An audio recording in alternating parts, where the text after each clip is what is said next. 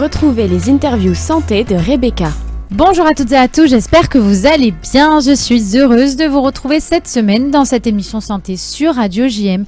Aujourd'hui, nous allons parler des bienfaits du rire sur notre santé et son action bénéfique contre le stress. Vous allez comprendre que le rire est un levier de bien-être au travail. Pour cela, je reçois Marido Kilissi, psychosociologue, consultante et conférencière. Bonjour Marido. Bonjour. Merci beaucoup d'avoir accepté de participer à cette émission. Merci de m'avoir invitée. Alors, vous intervenez depuis plus de 15 ans dans diverses structures de soins autour de la notion de patient. Vous êtes spécialisé dans la gestion de l'interlocuteur agressif. Pour cela, vous avez développé une approche efficace et humaniste. Par ailleurs, vous animez de nombreuses formations et conférences sur ces thématiques. Et petite note finale, vous êtes championne d'Europe d'improvisation et comédienne sur vos temps libres. Bravo. Alors, vous venez de sortir un livre, Apprivoiser le patient cactus. Que signifie le terme de patient cactus ? Je vais montrer. Alors en fait, le patient cactus est une image, c'est celle du patient qui n'est pas facile d'approche. Alors pour différentes raisons. C'est celui qui nécessite en fait une prise en charge particulière. Souvent le soignant face à lui sent qu'il doit prendre plus de précautions.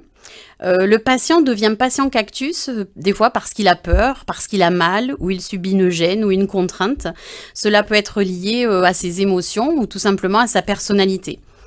Finalement, le patient cactus, ça peut être vous, ça peut être moi. Face à la maladie, la douleur, on peut tous le devenir. Mais le message principal, c'est que si on en prend soin, il va perdre quelques piquants et nous offrir peut-être une fleur magnifique. Pensez-vous que les soignants et les professionnels en entreprise partagent des défis similaires face à des interlocuteurs parfois, donc comme des stressants ou exigeants ? Alors oui, tout à fait. Alors que ce soit en entreprise, à l'hôpital ou même dans les administrations, le personnel au contact avec le grand public fait toujours le même constat. On est de plus en plus confronté à des interlocuteurs exigeants, impatients, agressifs. Cela s'est aggravé évidemment en plus avec le Covid. Et parallèlement, les professionnels ont eux aussi plus de contraintes de budget, de ressources, d'exigences qualité administrative. Et le défi du coup là, ça va être d'être performant face à ces interlocuteurs qui sont intransigeants, tout en subissant ces fameuses contraintes internes qui vont être de plus en plus fortes. Alors il faut répondre aux interlocuteurs, les comprendre, s'y adapter, leur trouver des solutions sur mesure avec moins de temps, moins de moyens et tout cela évidemment en gardant en plus le sourire. On sait que le rire a des effets positifs sur la santé mentale et physique. Pouvez-vous nous en dire plus sur ses bienfaits et sur la façon dont il contribue à apaiser les tensions au travail ? Oui, alors de nombreuses études ont démontré que le rire a un triple effet, physiologique, psychologique et social. Au niveau physiologique, il a une action sur le rythme cardiaque, sur l'oxygénation du cerveau. Le rire souvent permet de détendre les muscles et il va aussi favoriser la sécrétion de substances, des endorphines, de la sérotonine et surtout il va diminuer le cortisol qui est finalement l'hormone qui intervient dans le stress. Il diminue aussi surtout la sensation de douleur. Une personne qui rit souvent a aussi une espérance de vie de 7 ans supplémentaires aux autres. 7 ans ? 7 ans, oui. C'est Incroyable. une étude qui l'a montré. On va beaucoup rigoler. Voilà, c'est ça, on va rigoler, on va gagner 7 ans de vie. Deuxième niveau, c'est au niveau psychologique. Le rire permet de diminuer le stress, l'anxiété. Surtout, il permet de prendre du recul, de mieux gérer ses émotions. Il va aussi aider dans les moments difficiles en ayant une vision plus distanciée, plus globale. Il permet de relativiser et aussi l'humour, on l'a prouvé, et le rire permettent d'être plus créatif. Et enfin, donc au niveau social, il va diminuer les tensions au travail car tout simplement il crée du lien, il permet de détendre l'atmosphère, de partager des moments forts et positifs. Il aide aussi à créer donc souvent la cohésion d'équipe. Il permet de se rapprocher, de mieux se connaître et gomme les divergences. Par exemple, un manager qui rit, qui pratique l'humour, paraît plus sympa, plus accessible et tous ces éléments au final contribuent à diminuer les tensions. Alors attention, la seule condition évidemment c'est d'utiliser un humour approprié qui génère vraiment du rire. Dans un contexte de soins, comme vous l'expliquez dans votre ouvrage, la communication est cruciale. Voyez-vous des pratiques applicables en entreprise pour renforcer cette cohésion grâce au rire? Oui, alors en entreprise, il est essentiel, selon moi, de travailler de manière professionnelle, évidemment, mais aussi détendue. Pro mais cool, c'est un slogan que je scande souvent. Donc en fait, ça va être de créer un espace de lâcher prise, de détente, mais en restant malgré tout dans un cadre. Le manager peut par exemple insérer de l'humour dans ses réunions, dans ses mails internes ou plus globalement dans sa communication en général. Il faut aussi qu'il pense à laisser parfois la place aux personnes qui créent une bonne ambiance. Il peut aussi créer des rituels en réunion par exemple, fêter de manière décalée des événements. Ça va être aussi important grâce au rire et à l'humour de dédramatiser des moments difficiles. Savoir faire aussi des retours positifs, constructifs, laisser le droit à l'erreur. L'humour va permettre aussi de faire passer des messages difficiles et tous ces exemples évidemment peuvent s'accompagner de rire et de plus de légèreté. Le rire finalement apparaît quand il y a surprise, quand il y a un moment inattendu, des décalages. Donc pour le manager par exemple, c'est de créer ces opportunités pour rendre ces moments possibles. Avant d'être un lieu de travail, une entreprise, c'est avant tout un lieu de vie et donc il faut savoir casser certains codes. Alors votre livre met en avant les comportements des patients cactus et la façon dont les soignants peuvent mieux gérer ces situations exigeantes. Selon vous, qu'est-ce qui a changé dans la relation entre professionnels et leurs interlocuteurs aujourd'hui?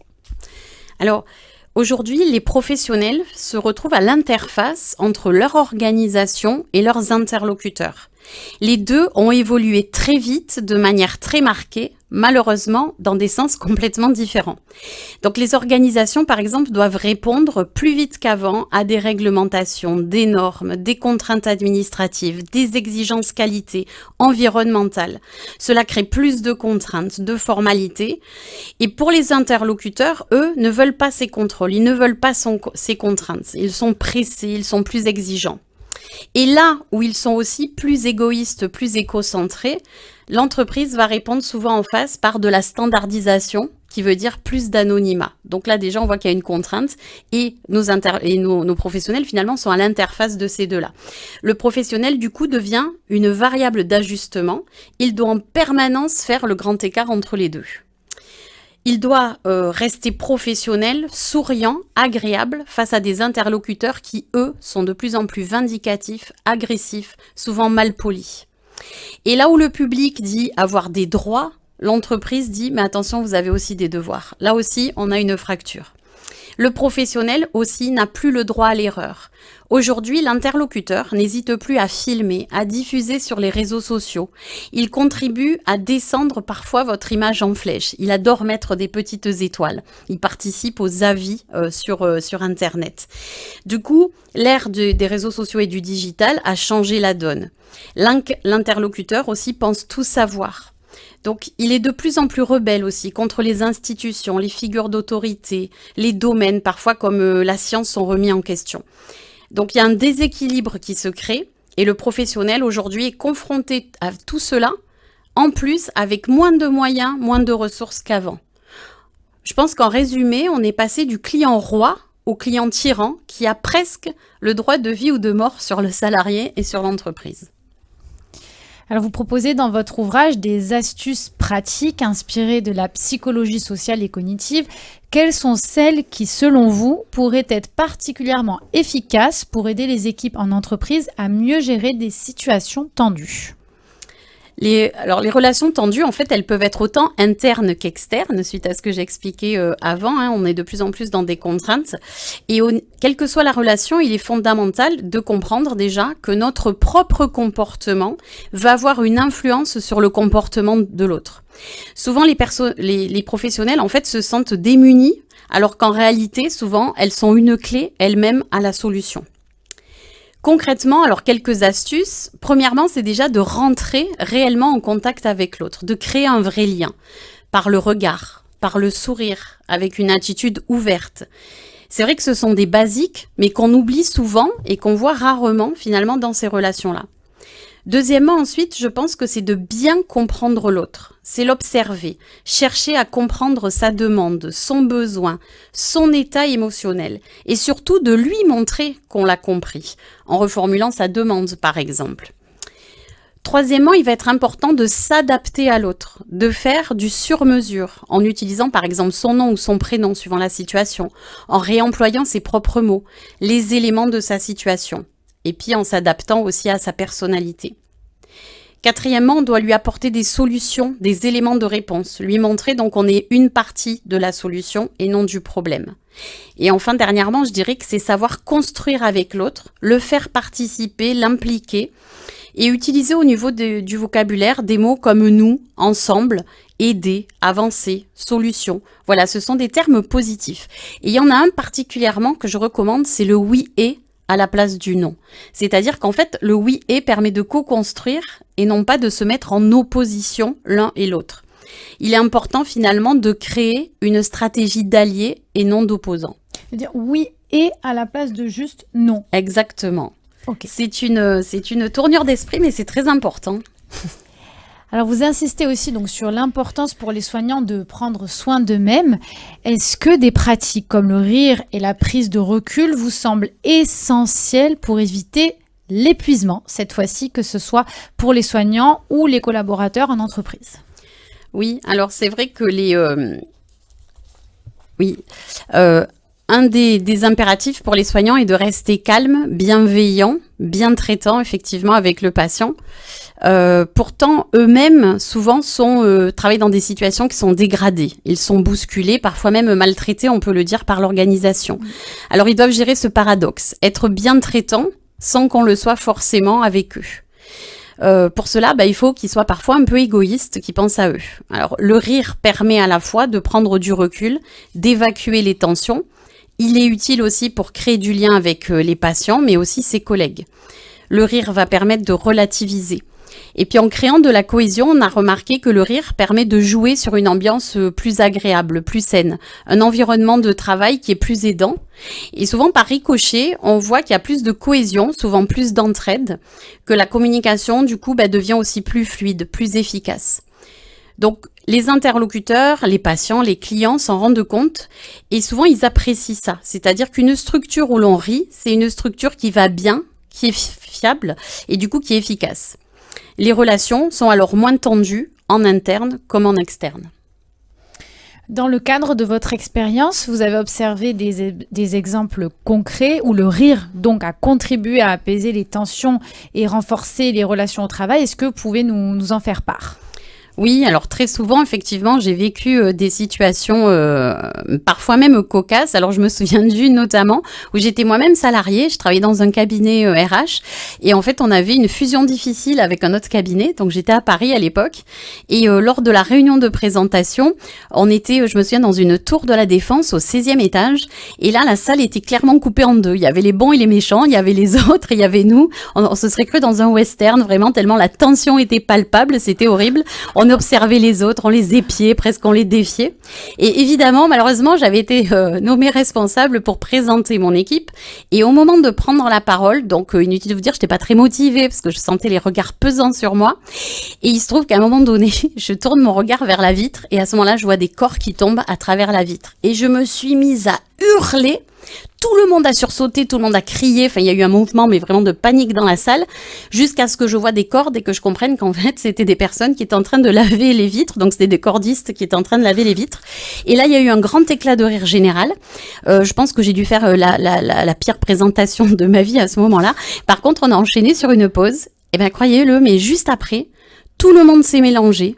Tout le monde s'est mis à parler, tout le monde s'est mis à rire entre finalement tout le monde s'est mis à rire un peu de moi, mais surtout de la situation. Et je me suis rendu compte que ça a été très puissant. En quelques minutes, tout le monde s'est rapproché. Et là où il y avait de la tension 5 minutes avant, on est arrivé finalement rapidement à une bonne entente. Et je me suis dit que si finalement on était capable de rire des mêmes choses, c'est que peut-être finalement on se ressemble, on n'est pas si différents. On est tous humains. Et souvent on dit que le rire est un lubrifiant social qui permet d'avancer ensemble. Gérard Jugnot a d'ailleurs une très jolie citation, il nous dit que le rire, c'est comme les essuie-glaces, ça n'arrête pas la pluie, mais ça permet d'avancer. Avoir de l'humour, c'est avant tout être humain. Merci aux cordistes. du coup, pour ce... Merci aux cordistes, j'y aurais pas pensé, mais voilà, donc si vous avez des tensions dans vos équipes, pensez aux cordistes, surtout si vous êtes au 16e étage, c'est efficace. Alors, quels conseils donneriez-vous aux managers ou aux équipes pour intégrer des moments de rire dans la journée sans que cela ne semble artificiel? Donc, on ne jette pas les cordistes, mais autre suggestion. Oui, alors c'est vrai que le manager, c'est souvent celui qui donne le ton en termes d'humour, comme pour le reste d'ailleurs. Donc l'idéal, c'est qu'il soit finalement exemplaire. Alors parfois, ils pensent que l'humour, c'est inné. Et souvent, on me dit, mais en fait, moi, je voudrais bien faire de l'humour, mais je ne sais pas faire. Bon, en réalité, il existe des techniques, hein, comme pour tout, donc déjà, c'est intéressant. Et non, ce n'est pas une fatalité de ne pas être drôle. Alors, quelques techniques, déjà, premièrement, l'autodérision. Alors, l'autodérision, c'est facile à utiliser, c'est très efficace. Ça permet en plus de faire tomber des barrières hiérarchiques et de créer plus de confiance. Donc, l'autodérision, c'est facile, on peut jouer sur un aspect de son physique, sur un nom, sur son origine, peut-être sur un toc, un défaut que tout le monde nous reconnaît, c'est assez simple. Et puis le manager peut aussi jouer sur ses messages, tout simplement, utiliser des jeux de mots, des punchlines, en ce moment on en parle beaucoup avec notamment les stand-uppers, etc.